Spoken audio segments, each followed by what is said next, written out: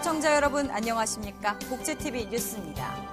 울산의 한 시각장애 아동의 엄마가 자녀가 다닐 초등학교를 미리 둘러보러 갔다 온 뒤 스스로 목숨을 끊었습니다. 사망 원인을 두고 논란이 일고 있는데요. 김지환 기자입니다.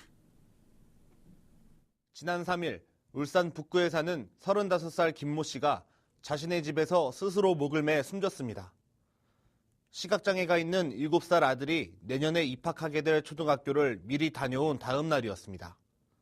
유족과 장애인 단체는 김 씨가 학교를 다녀온 뒤 교육청 담당 장학사로부터 모욕적인 발언을 듣고 극단적인 선택을 한 것이라고 주장했습니다. 유족 측에 따르면 김 씨는 숨지기 하루 전 울산 육아종합지원센터 특수교사 등과 함께 학교를 방문해 해당 학교 특수교사의 안내로 장애아 특수반 수업을 참관했습니다. 1시간가량 학교 참관을 마치고 나온 직후 김 씨는 관할 교육청 담당 장학사로부터 잇따라 2통의 전화를 받았습니다. 사전에 공문도 보내지 않고 어떻게 학교에 들어가게 됐는지를 묻는 내용이었습니다. 해당 학교 특수반 교사의 안내를 받으며 수업을 참관했던 김 씨는 교육청에 전화를 받고 몹시 억울해했던 것으로 알려졌습니다. 경찰 조사 결과 문제가 된 공문은 김 씨와 함께 학교를 방문한 울산 육아종합지원센터가 사전에 학교 측에 보냈던 것으로 확인됐습니다. 교육청 담당 장학사는 학교 측에서 김 씨가 공문 없이 왔다고 통보해와 특수반 아이들을 보호해야 할 책임이 있는 담당자로서 경위를 알아보려 했을 뿐 모욕적인 발언은 없었다고 항변했습니다. 경찰과 해당 교육청은 장학사를 상대로 실제 모욕적인 발언이 있었는지 여부를 조사하는 한편 공문 오류가 생긴 원인을 조사하고 있습니다. 복지TV 뉴스 김지환입니다. 최근 7년 동안 빈곤층에 속하는 노인 인구가 2배 이상 늘어난 것으로 나타났습니다. 한국경제연구원은 기초생활보장수급 대상과 차상위 계층에 속하는 노인 가구가 2006년 72만 가구에서 지난해 148만 가구로 2배 이상 늘었다고 밝혔습니다. 특히 이들 노인 가구의 59%는 근로소득이나 재산소득 대신 정부나 비영리 단체 또는 다른 가구 등으로부터 지원을 받는 것으로 나타났습니다. 연구원은 수혜 대상인 노인 가구의 특성에 맞게 맞춤형 복지 정책을 재정비할 필요가 있다고 강조했습니다. 장애인 인권침해 예방센터가 2년간의 인권상담 사례 분석 보고회를 가졌습니다. 센터는 2년간 7천여 건의 상담 건수가 접수됐다고 밝혔습니다. 지난해 전국 센터 사무소에 접수된 상담 사례는 총 2,900건가량이었으며 올해는 전국적으로 상담 건수가 크게 늘어 4,500여 건에 달하는 것으로 확인됐습니다. 특히 신체자유 권리 상담은 2년간 상담 건수와 전체 상담에서 차지하는 비중이 모두 증가했으며 전 연령대에서 첫 번째 또는 두 번째로 많이 접수돼 가장 심각한 문제로 드러났다고 지적했습니다. 이어 이에 대한 예방책을 마련하고 피해자의 개선된 상황을 지켜볼 수 있는 지원 체계를 구축해야 한다고 조언했습니다. 국제노동기구의 괜찮은 일자리에 근무하는 여성장애인은 8.6%에 불과한 것으로 나타났습니다. 한국장애인개발원은 지난 3월부터 10월까지 여성장애인 고용 촉진을 위한 양질의 시간제 일자리 활성화 방안을 연구했습니다. 연구 결과 비여성장애인은 일과 가정의 양립 어려움으로 시간제 일자리를 선호한 반면 여성장애인의 32%가량은 장애를 이유로 전일제 일자리를 구할 수 없어 시간제 일자리를 택한 것으로 나타났습니다. 또 이들의 임금은 비여성장애인 시간제 근로자의 월 평균 임금인 65만 4천 원보다 낮은 51만 7천 원인 것으로 확인됐습니다. 국비와 도비 12억 원이 투입된 한 장애인 복지시설이 7개월째 무용지물로 방치되고 있습니다. 지자체가 관련법에 근거도 없는 이유로 재단 정관 변경 승인을 거부하기 때문이라는데요. 박정인 기자입니다.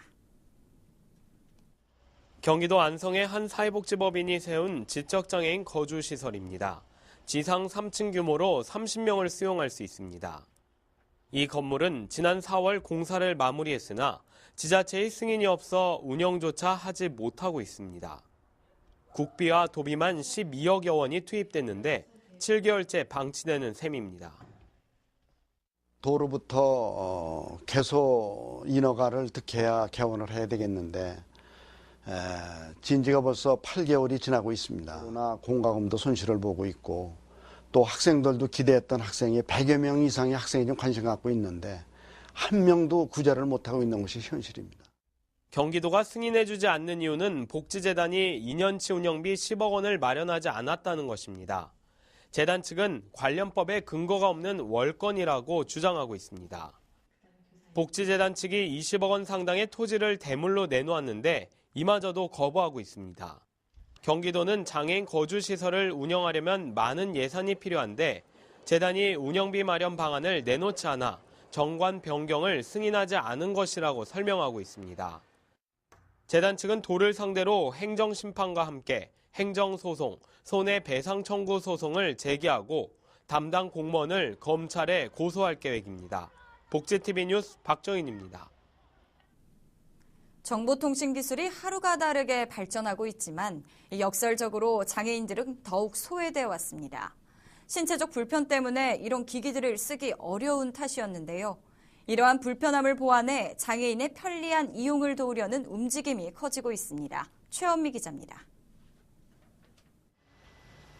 스마트폰 앱을 실행하자 화면에 수화 통역사가 등장합니다. 수화는 통역사의 목소리로 바뀌어 전화기 넘어 상대방에게 전달됩니다. 네, 구직문의 전화 드렸습니다. 제가 미싱 쪽으로는 기술을 가지고 있고요. 혹시 근무를 하게 된다면 근무 시간이 어떻게 되고 한 달 급여는 얼마일까요? 청각 장애인도 별다른 기기의 도움 없이 스마트폰으로 언제 어디서든 전화를 할 수 있게 된 겁니다. 지금껏 전용 전화기로만 가능했는데 이제는 밖에서 갑자기 필요하거나 위급할 때 바로 이용할 수 있어서 좋은 것 같습니다.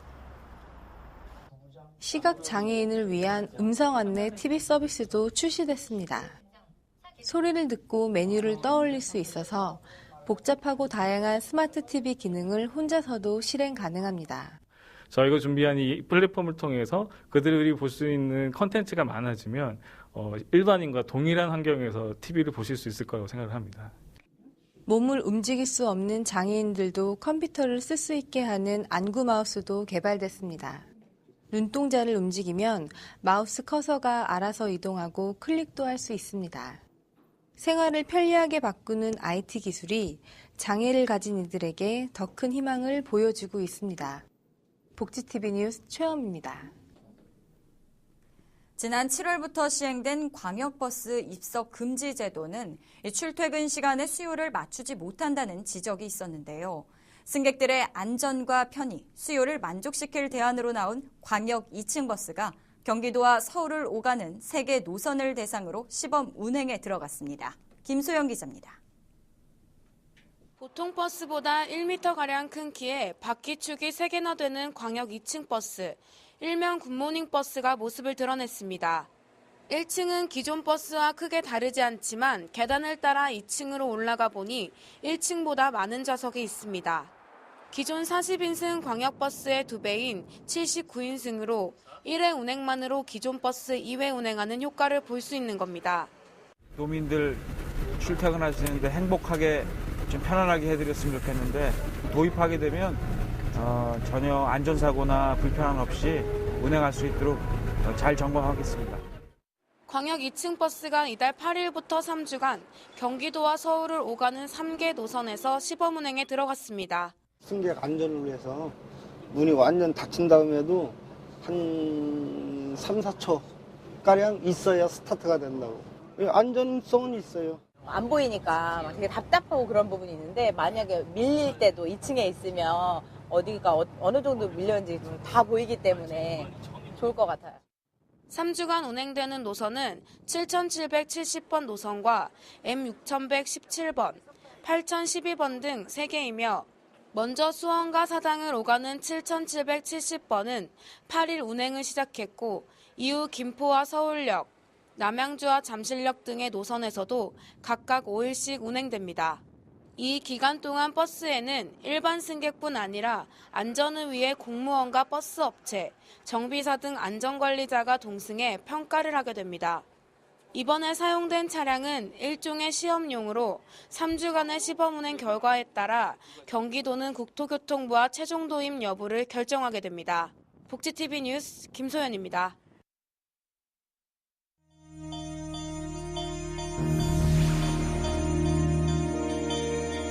이어서 간추린 뉴스를 전해드립니다. 발달장애 어린이와 청소년으로 구성된 서울시 어린이병원 레인보우 뮤지션이 오는 11일 오후 6시 서울시청 다목적홀에서 콘서트 위아더 미라클을 공연합니다. 이번 콘서트는 45명의 레인보우 뮤지션이 지난 1년간 갈고 닦은 실력을 선보이는 자리로 크리스마스 캐럴, 오케스트라, 뮤지컬 공연 등을 펼칠 예정입니다. 장애인 일자리 창출을 위해 한국타이어가 자회사형 표준 사업장을 설립합니다. 한국타이어는 이를 위해 지난 8일 한국장애인 고용공단과 협약을 맺었으며 이번 자회사형 표준 사업장을 통해 장애인에게 적합한 직무를 개발하고 양질의 일자리를 제공한다는 계획입니다. 전국 장애인차별철폐연대 후원 콘서트 함께 소리쳐가 오는 21일 서울시청에서 열립니다. 이날 콘서트에는 한동준, 윤영배, 박준과 노래로 물들다, 올키즈 스트라 등이 출연하며 박진 활동가의 신앙송, 활동가 퍼포먼스 등도 펼쳐집니다. 서초구립 한우리 정보문화센터가 쇼콜라티의 양성과정 6기 수강생을 모집합니다. 교육 후에는 초콜릿 카페, 생산시설 취업 연계 또는 창업 지원 등을 받을 수 있습니다. 신청 기간은 2015년 1월 9일까지입니다. 서울 용산구가 희망온돌 따뜻한 겨울나기 사업을 펼치고 있습니다. 이번 희망온돌 겨울나기는 다가올 2015년 2월 17일까지를 집중 모금 기간으로 정하고 성금과 성품을 기부받습니다. 기부된 성금과 성품은 어려움을 겪고 있는 지역 주민에게 생계비나 의료비, 학원 연계 사업비 등으로 사용될 예정입니다. 포항 최초로 설립된 협동조합으로 지역민의 삶과 애환을 함께해온 포항수협이 창립 100주년 기념 행사를 가졌습니다. 이날 기념식에는 이종구 수협중앙회장과 이강덕 포항시장 등 400여 명이 참석했으며 어업발전과 어장보호에 공로가 많은 유공자에 대한 시상이 이어졌습니다. 한편 포항수협은 어려운 여건 속에서도 지난 100년 동안 어업인의 꿈과 희망을 가능하게 했고 소외된 이웃을 위한 나눔 실천을 솔선수범해왔습니다. 내실 있는 경영으로 어업인의 복지 향상을 기약한 포항수협이 포항시민과 함께 앞으로의 100년을 쉼없이 노력해주기를 기대해봅니다.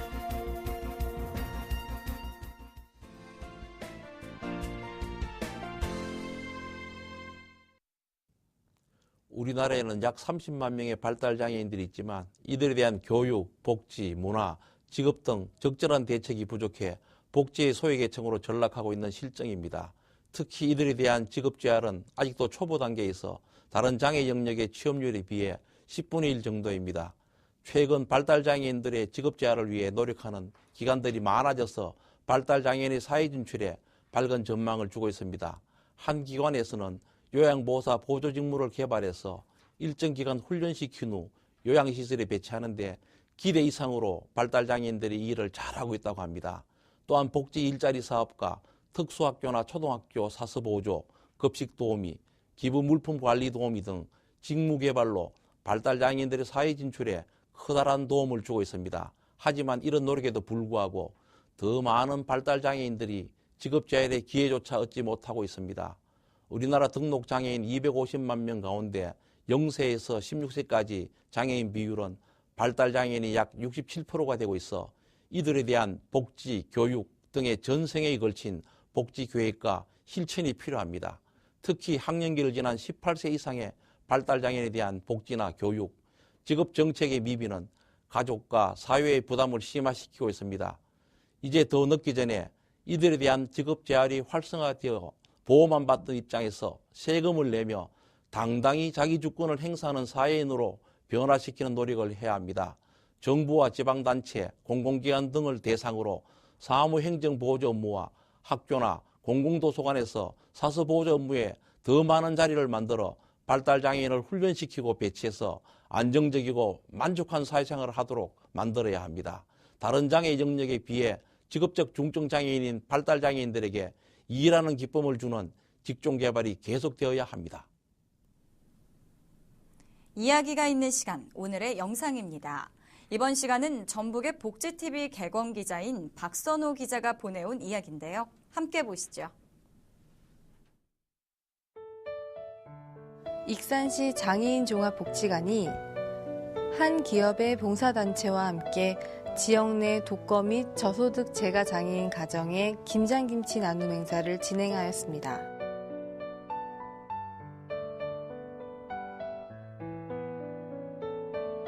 이번 행사는 동절기 김장철을 맞이하여 신체적, 경제적으로 어려움을 겪고 있는 장애인에게 따뜻한 겨울을 보낼 수 있도록 지원하기 위해 마련되었다고 합니다. 겨울의 초입부터 다가온 한파에 겨울나기 걱정이 커지는 때입니다. 그래서인지 우리네 음식, 김치로 사랑을 전하는 이들의 손길은 따뜻한 온기마저 느끼게 하는데요. 이웃과 마음을 나누는 것 생각보다 어렵지 않은 일입니다. 이상으로 복지TV 뉴스를 마칩니다. 시청해주신 여러분 고맙습니다.